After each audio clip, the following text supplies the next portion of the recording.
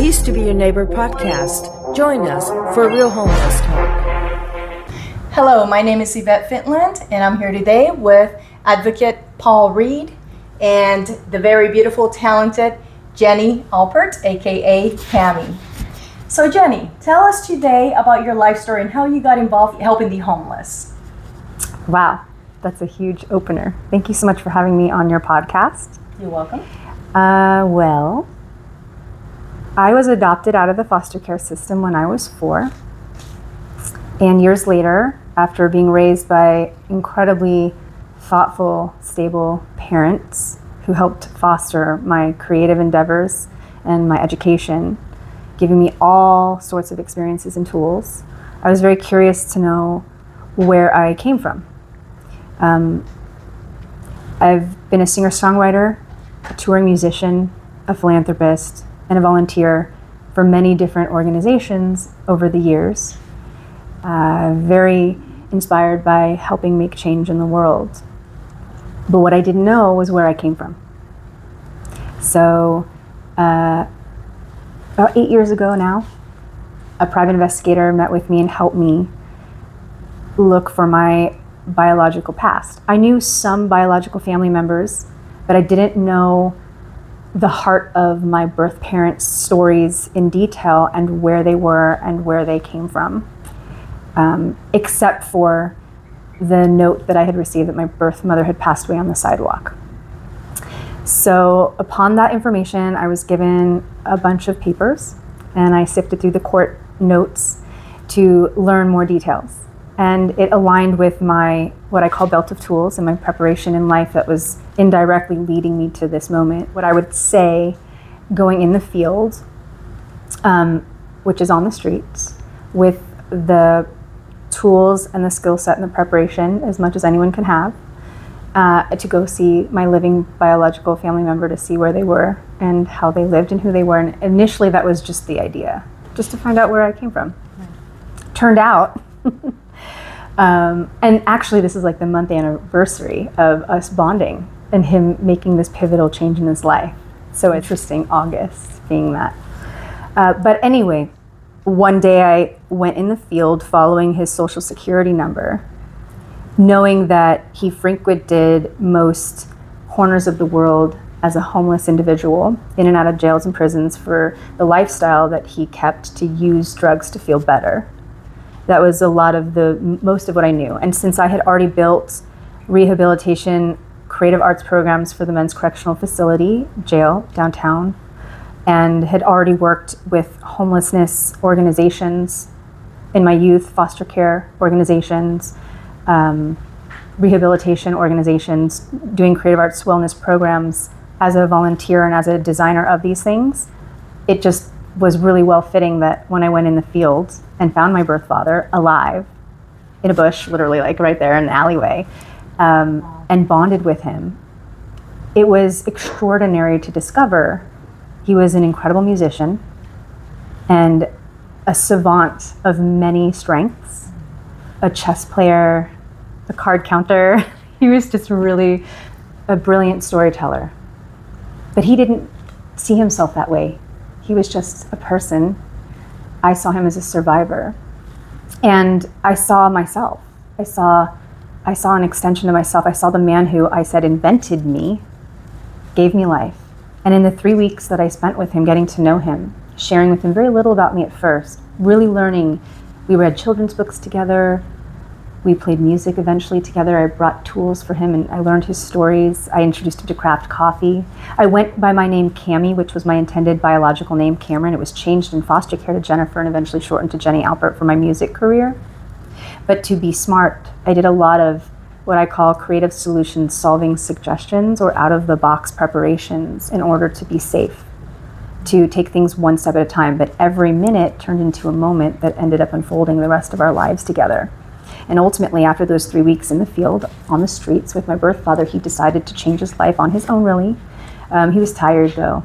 He stopped using, turned himself in, and just decided to change. Now, upon that change, I think the biggest catalyst for that was the partnership that ensued through the bond that we had. both through music and also the way that we think about life, the way that we enter into the world is, I would say, like creative out-of-the-box savant solution solvers. Just glasses half full, let's try this. And he allowed me to be his advocate. He allowed me to assist him in the very early stages when he was running from the law, because he just never really had the opportunity, even as a young boy born into poverty and just self-identifying from an early age as a vagrant, somebody on the streets, that he felt good about that. That was his freedom. He never even thought that there would be somebody who would partner with him and share the world in a different way. And the dichotomy between me being a singer-songwriter who was fortunate to have been offered a home with my adoptive family and an education and a way to develop as an artist and a person, and to share it with him, and then to become what I coined his shadow companion and advocate. And I learned that from working in different demographics of autism, where I was a shadow for high-functioning autistic youth and adults, helping them with life skills. So I'd already had a bit of experience with these tool sets, but never implemented it into unhoused lifestyles. But all of a sudden, with my birth father, he just wanted our connection. He wanted that. And we together were a symbiotic partnership. And the shadow companion piece, what that meant was, I was always near him, 30 to 60 feet away. We had walkie-talkies because technology wasn't something he was familiar with. Like I said, all these creative solution solving suggestions were off the top of my head. But the biggest piece that was inspiring was bringing him into real life situations, whether it was standing in line for social services, going to a doctor for a medical exam, going to probation in order to have a meeting, to fulfill whatever they were needing, going to court, having to stand up in front of a judge. Something as simple as going and standing in line to get your medication, or going to get something at the market. All these things. He had anxiety and panic and disinterest in the world. So for him to wait in line and to achieve these things, to fill out a form, that just was never something that was a part of his world. But to have a shadow companion with him participating through this, so that the brain didn't have pauses and stops and anxiety and panic, because it was involved actively in present moment with a shadow companion assisting in those ways, which is a concept that I formulated and in real time started to document the validity of how that would work with the demographic of people who are in real serious need of that confidence builder.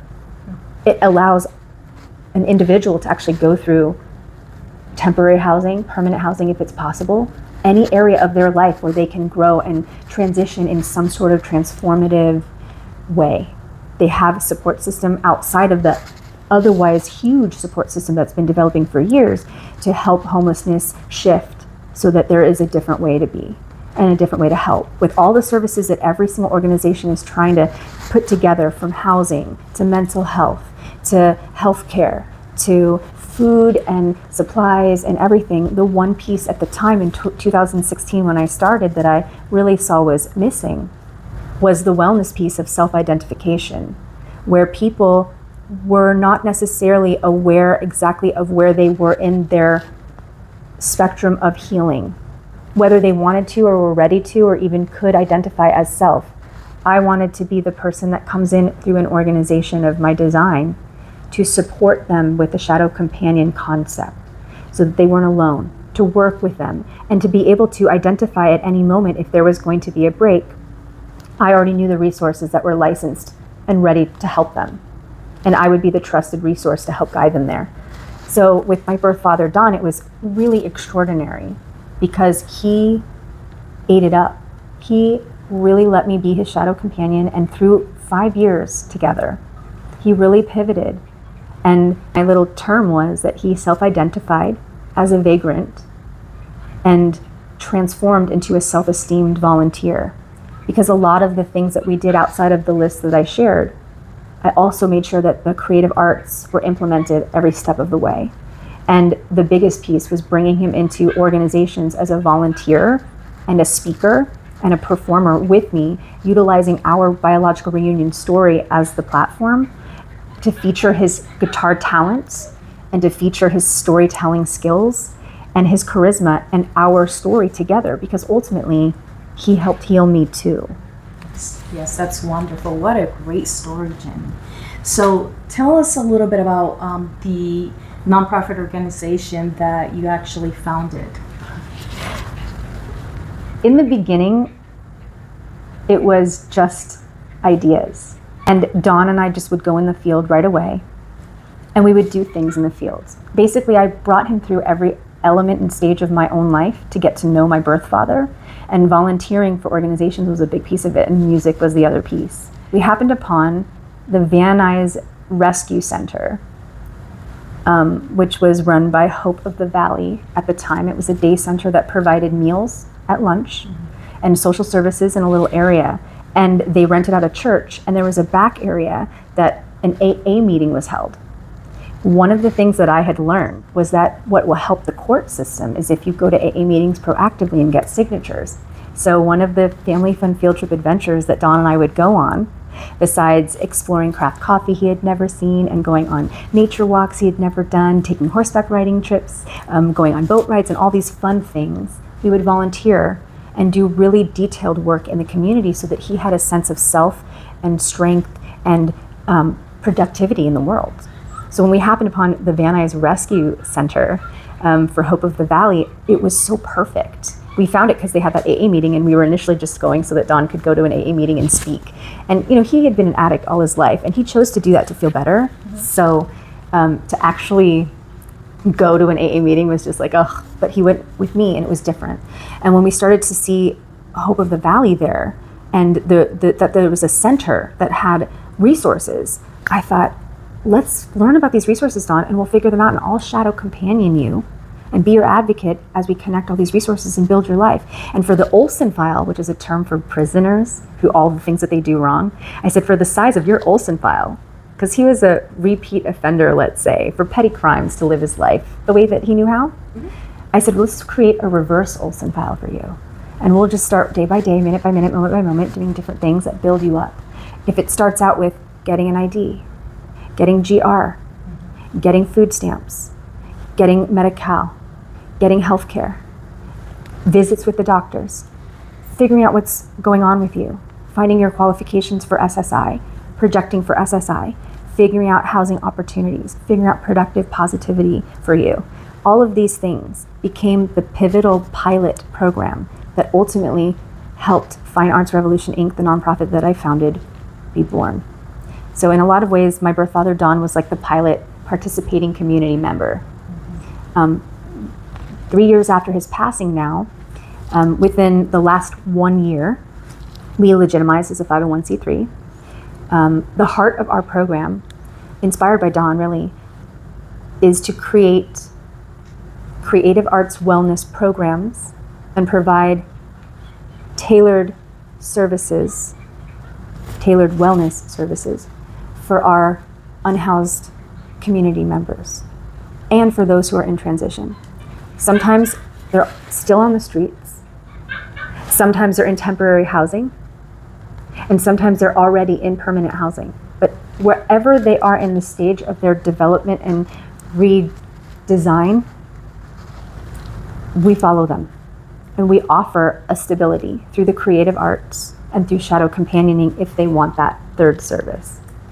The easy way to frame it is we go into the field, whether it's encampments, food banks, community day resource days as a pop-up, or for the last 2 or 3 years when Hope of the Valley converted into Hope the Mission and became a bigger organization providing a trifecta of services, which is housing, meals, and mental health, to transition their participants into permanent housing.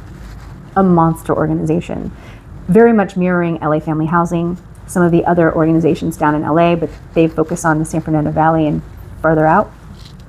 Based on that relationship and that loyalty, I started with their organization and their tiny homes and their shelters and their family shelters, and created a tour of the tiny homes and shelters. When my birth father was still alive and they were just building that, we started this idea. Don would share his story, we would perform, we would share the short doc, Homeless, the soundtrack that was made about our story. We would share our memoir, Home is Where the Heart Is. We would share our music, our story, and we would create a platform for others to be able to share their own. We engaged with our homeless communities and allowed them a platform for voices. That's wonderful. And so from there, it expanded.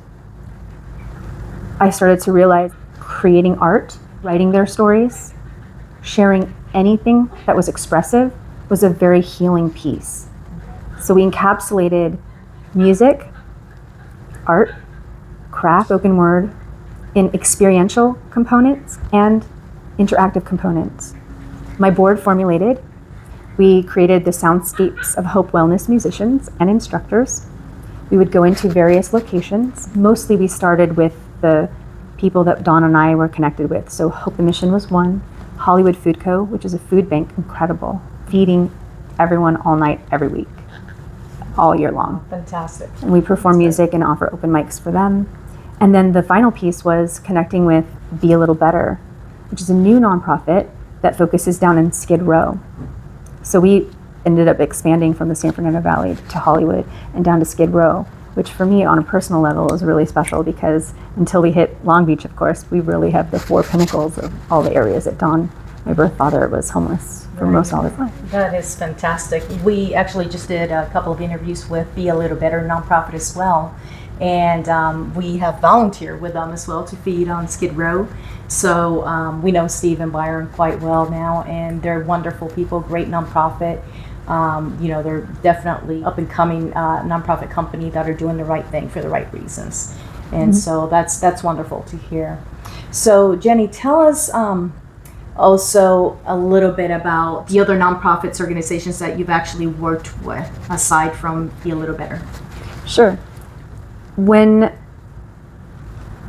I first started bringing my birth father into society experiences, that's what I say, like social experiences into society, because he really preferred to be on the outskirts, we connected with recycled resources for the homeless, and we would provide music during mealtime for them. They were down in Highland Park. We discovered Hollywood Food Co. Food Bank, and we provided music during mealtime. We connect with Hillsides, and we provided creative arts, painting, writing, and a songwriting workshop for the youth there. And Dawn helped facilitate them learning how to write a song and record it. And it was really extraordinary to see Dawn go back in time from that age group and heal a piece of him as he became a shadowed instructor and volunteer. It was really beautiful, and the children loved him.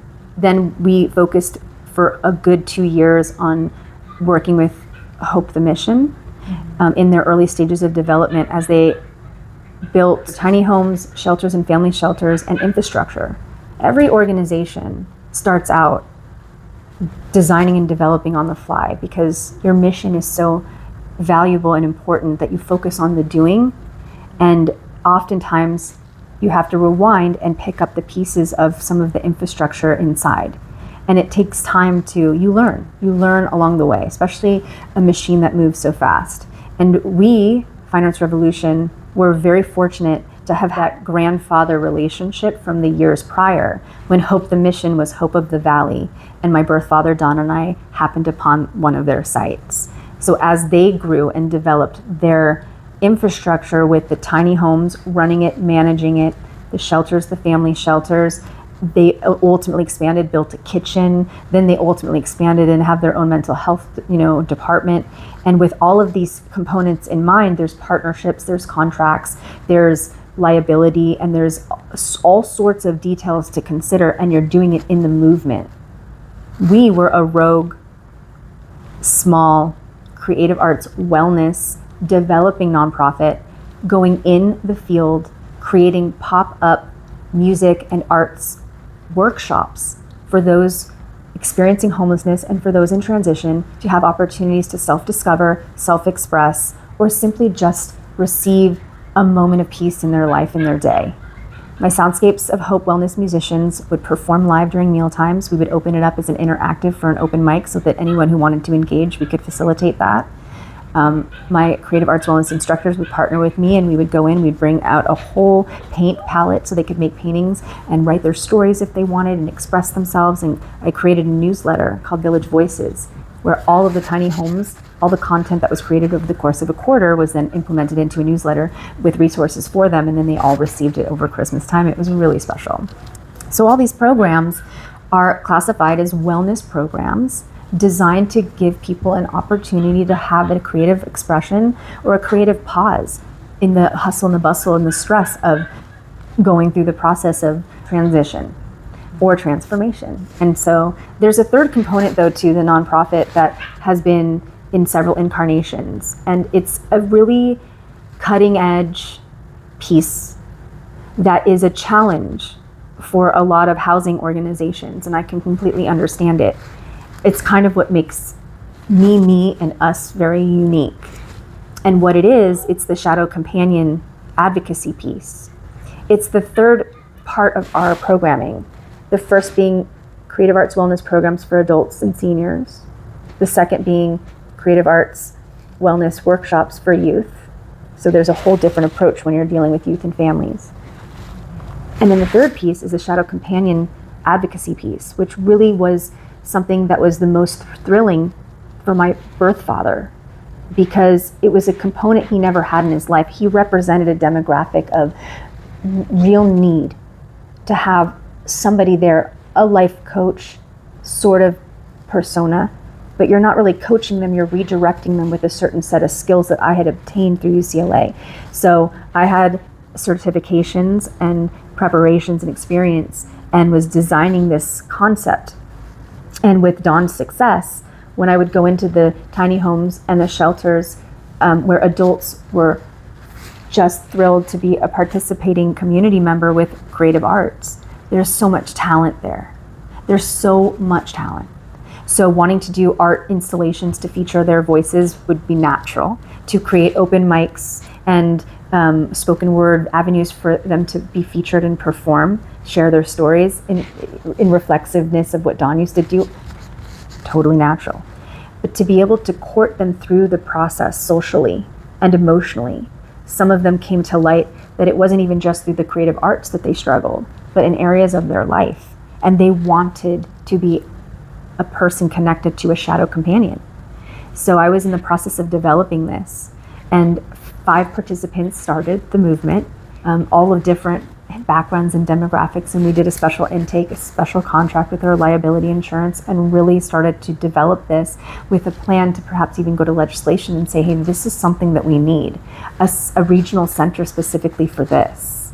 And what's a challenge is that there's a lot of unpredictability, and for larger organizations that have the fiscal history and the partnerships with donors and with foundations and with grant holders, they have to adhere to parameters in order to protect their organization. And when you get a rogue young nonprofit like myself who has half of really stable programming perfect for their site, participating community members that they would call participant want to come in and be individuals, and they want to have that personal identification to come back into society, and they're willing to do it with the support of a shadow companion, a unique set of circumstances where anything can happen. And then how do you chisel away at this to protect all entities involved while still garnering an opportunity for the individual themselves who want to do this? They want the help. So that's one of the challenges that we have found, which is why at the moment we're focusing on pop-up wellness booths at community events and at Hollywood Food Co. where they're out in public, because we can cater to demographics like that while also going into shelters and centers and specifically just provide workshops that are clear and specific. So it's a balance of defining, and it's the same as any nonprofit when you first get started. If you do a multitude of things under one umbrella, you really have to start to identify what 1 or 2 things you can hone in on first that really garner the results, because all 3 of these avenues, we've seen extraordinary results. Wonderful. Healing, yeah. So Jenni, tell me a little bit about what experience have you had working with the homeless community that impacted you the most, aside working with your birth father? Seeing adults experiencing homelessness, living in transitional housing, be inspired by the opportunity to express themselves either through music or art and engage is really inspiring, because going over the course of several months to a year, you can see changes you can see shifts. And the goal isn't necessarily in our eyes absolution, it's the process. I would say the same goes for youth. When we go to do workshops, we do after-school programs and summer programs for youth experiencing homelessness, youth and families, helping families parent their youth in the context of assisting them through arts. So a lot of what I did for Leo and for some of our other participating community members this past year was really just out of pocket and out of heart and out of just spirit, I think. Wonderful, and that's what this documentary and podcast is all about with I Used to Be Your Neighbor. So Jenni, what is this that you have here for us? Can you explain a little bit about what's going on over here? This looks really very wonderful. The platform of possibilities and real. I'm of the generation of tactile, real items. I appreciate social media and virtual reality, and we've morphed and completely connected with that side of things, making videos and podcasts and art and things that are all virtual for people to connect with. But what you see here are real physical things. So this is the memoir that my birth father and I worked on together. We wrote it verbally, and then I had it designed with another unhoused individual. So participating community members, when they join us for the art of expression, wellness programs and workshops that we bring to them, sometimes they'll see snippets of my birth father, Don, speaking. They'll see a little trailer of the documentary Homeless soundtrack that was made, that we were fortunate to be subjects of. They might see other creative arts wellness program videos where other participating community members are sharing their story and performing or crafting or what have you. We always try, if there's a video screen available, to multi-engage. And then I'll give away the memoir. One of the things about the memoir is it has a lot of pictures. So you get inscriptions that sound like conversation, because that's really what it was, us talking and just typing it out. And then you get the photographs, which I think is kind of inspiring. So we share that. This here is Fine Arts Revolution's mission statement and program outline and the history. So someone helped me formulate an entire book. So if anyone were interested to kind of flip through and see our mission, the programs, where we have been, whether we're in the field, like Be a Little Better, where we go into Skid Row and we bring our pop-up creative arts wellness programs, literally just walking down the street with shakers and music, joining the meal time, and then allowing anybody to engage or simply just hear. They just hear music in the middle of the night while they're getting opportunities to grab some food or some resources. It does change the brainwaves, and we're proud to be a part of that. It's amazing. And then there's also the youth programs, the history of Don's experiences where he volunteered. When we do music during mealtime at Hollywood Food Co., Music Mondays, where people can come and they know they can perform, they can share their story or spoken word. When we go to family shelters and centers and work with youth, we have a whole youth section, and it defines the creative arts programs and workshops that they can have access to. It's usually just introductory, and then we like to connect these organizations with full-fledged organizations who are focused on running an entire program. So we're like the 20-minute workshop. We do 2 hours of 20-minute workshops, so they get introductions to music or art or theater and acting or dancing. And then once we see the engagement and the interest, we can connect these organizations with full-fledged organizations that specialize and tailor in one of those things. So we can kind of be like a conduit, if you will. Wonderful. Yeah. Wow.